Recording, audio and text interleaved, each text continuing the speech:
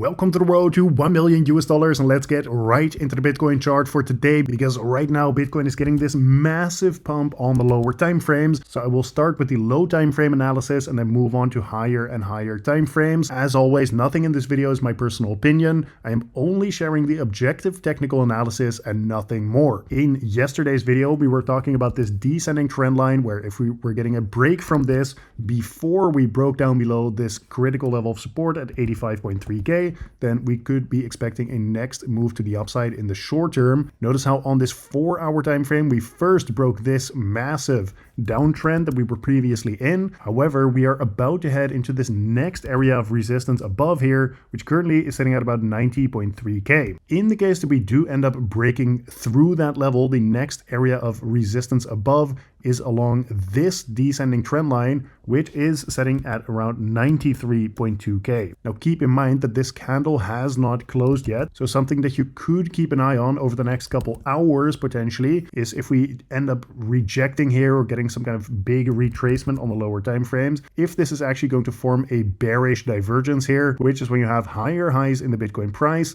but lower highs in the RSI momentum indicator. Because just because we are pumping right now does not mean that this candle is actually going to close here, although obviously if you zoom into the lower time frames, this is now in a very steep uptrend. So it makes sense that so long as we're holding above that, this is likely going to continue for a while longer. But at the same time, if we do end up seeing some kind of rejection here, then that is just a warning signal to keep an eye on. Another thing to keep an eye on is the fact that we have now flipped this previous level of resistance on the 1-day time frame into a level of support sitting from 87,000 all the way down to 85k, and the next area of resistance is right above where we are currently trading, sitting from 90,000 all the way up to 92k. So especially if we start getting candle closes above 92k on this daily time frame, guys, then the next area of resistance above is already from 95 all the way up to 96k. However, for now that is not the case, and I also want to be very clear, just like I have been saying over and over again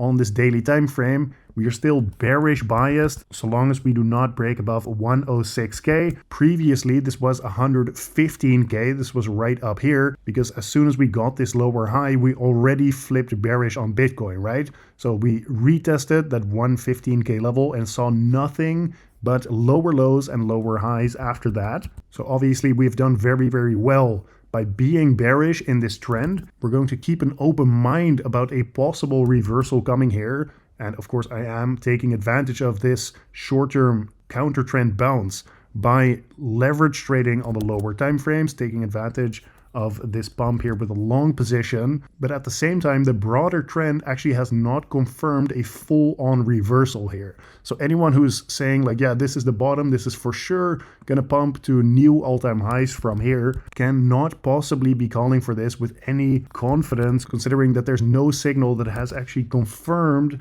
that this trend is actually changing, right? So that is why we need to keep an open mind about a possible rollover here at some point in the future. Although right now in the immediate short term, things are still looking bullish for Bitcoin. So hopefully that makes sense.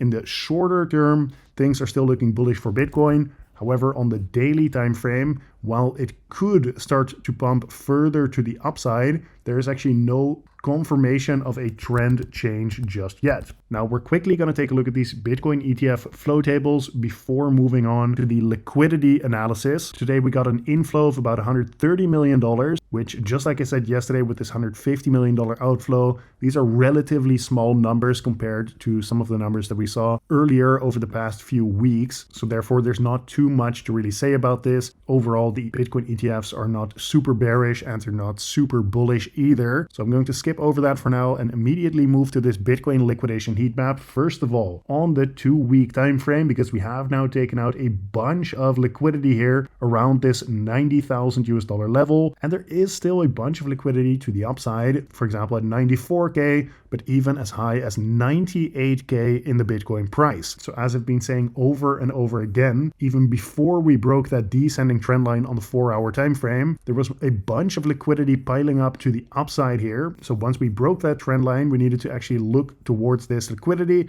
to potentially be grabbed and act as magnets for the Bitcoin price. Notice how right here, there is now a bunch of liquidity to the downside as well. For example, around this 85K level. But like I told you on that low time frame analysis, we need to see some kind of break of the trend before we can start looking towards downside liquidity being grabbed. Until then, it does not make sense to be super bearish on Bitcoin, because at that point you are trading against the trend. So that is just something to take note of. Now zooming out all the way to the 1 year time frame for Bitcoin, because this is actually very important to show you guys. I can already imagine what is going on Twitter right now. When we see a low time frame pump like this, you're going to see a bunch of people saying, yeah, the bottom is in, and we are straight going to new all-time highs from here. And yes, while we did take out most of that downside liquidity, guys, there is no reason, and I do mean that literally, no reason yet to be targeting this 126K level of liquidity, because we haven't seen a break of that